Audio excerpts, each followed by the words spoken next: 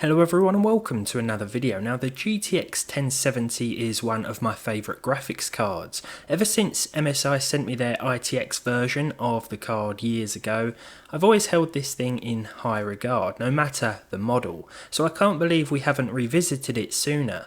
Today it's finally time for this once excellent performance tier choice to get a look in.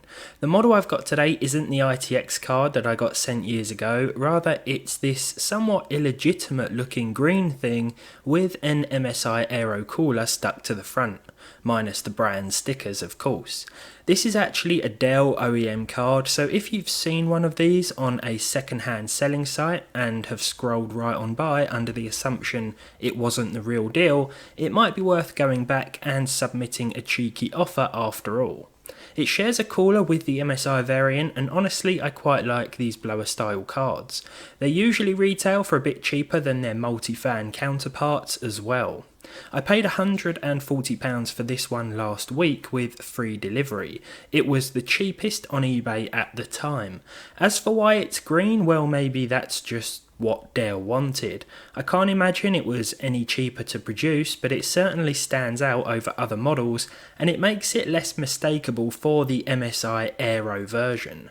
Given that these still use an MSI PCB, they probably wanted them to be a bit more distinguishable from the aforementioned Aero card. Removing the MSI sticker from the fan clearly wasn't enough. What we essentially have here then is an MSI Aero 1070 with a green PCB instead of the usual, I think, black one, so it's certainly not going to be to everyone's taste. Now despite the single blower style fan, it's not actually as loud as you might think. Temperatures do get a bit higher than other models of course, but less fans means less fan noise, and we're going to get into some games now to see just how well this thing holds up in 2022, because as I said, this is one of my favourite GPUs and it deserves another chance. So let's jump into some 1080p benchmarks, the resolution that this thing is best suited for in 2022, starting with Cyberpunk 2077. So here we are in Cyberpunk, over 60 frames per second with the medium preset. As I said, I'd recommend 1080p. You can push 1440p on this thing and still retain over 30 FPS in most games, so it is entirely up to you which resolution you choose, and I'm sure in some titles you can even get away with 4K. Maybe that's something that we'll have to look into a little bit later on. Here we are in Cyberpunk then, pedestrians, and there will be dips below 60. This is probably the most intensive game I tested today, so this is a worst case scenario sort of thing. It's more than capable of running Cyberpunk and it's doing a better job than I initially thought it would. So let's move on to our next game, which is Elden Ring. Now as you know, this has a 60 FPS cap in place and the card has no problem hitting that almost all day long. There will be certain in-game areas whereby this does drop and it will be a little bit noticeable, but it's not going to dip much lower than the low 50s. At least it didn't for the 20 or so minutes that I was playing this game today. Someone said to me the other day, why am I still so terrible at Elden Ring? And to be honest, I don't play it that much on PC. PlayStation is where I play this game most of all, and even then I haven't played too much of it. I tend to just roll about a lot on the PC version. But there we go. We're here to talk about the performance, not my terrible gameplay. So yeah, 60 FPS. The temperature's also staying reasonably cool as well, probably due to that in-game frame rate cap. The card doesn't have to work that hard to hit that cap after all, and it's not being utilised to its full potential. I think uncapping the game would mess with the physics, so I tend to just leave it alone. Okay, so in Far Cry 6 we did hit plus 60 FPS at 1080p high. This didn't do as well as I thought it would, but I think because I'm sort of looking at this thing through rose tinted glasses, I like to hold it in a higher regard than it's probably capable of these days. I'm going into it thinking it's going to do better than it will in some situations, but that's not to say it isn't still a very capable card, and for the money, £140 here in the UK, well, you're getting something that's seriously still worth considering, especially when other cards coming out aren't as capable as, especially when other cards coming out right now are priced similar or more than this and aren't anywhere near as good, let's face it. So in Fortnite, no problems here. I don't really recommend playing the game at anything higher than low, or I don't really see the point, I should say. This is an online competitive game, so the higher the frame rate the better. Low settings with TAA enabled and the epic view distance is perfectly acceptable in my opinion, but of course you can go higher if you want to. As you can see, the GPU temp is bordering on 80 degrees now, but it really isn't too loud at all. What I like about the 1070 particularly, and what I've always liked about it, is that it's a 150 watt TDP card. It only needs a single 8-pin connector, and I think at the time that was also just as impressive as it is looking back at it now.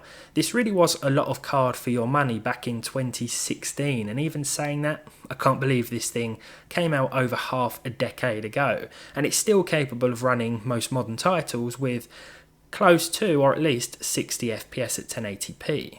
Oh, dead. In Forza Horizon 5 we were seeing about 100 frames per second or close to it. I could have turned things up, and in fact I did, to Ultra for the first test, but we were actually seeing dips below 60. The average was about 62, 63 at Ultra, and honestly for the graphical differences I really didn't think it was worth it. Of course you can customise the settings, turn a few things up to Ultra, set the game how you like it, but I prefer to work with presets because it's easier to portray in a video. I just set the preset, play the game, and it's easier to tell you how it performed without needing to go into too much detail.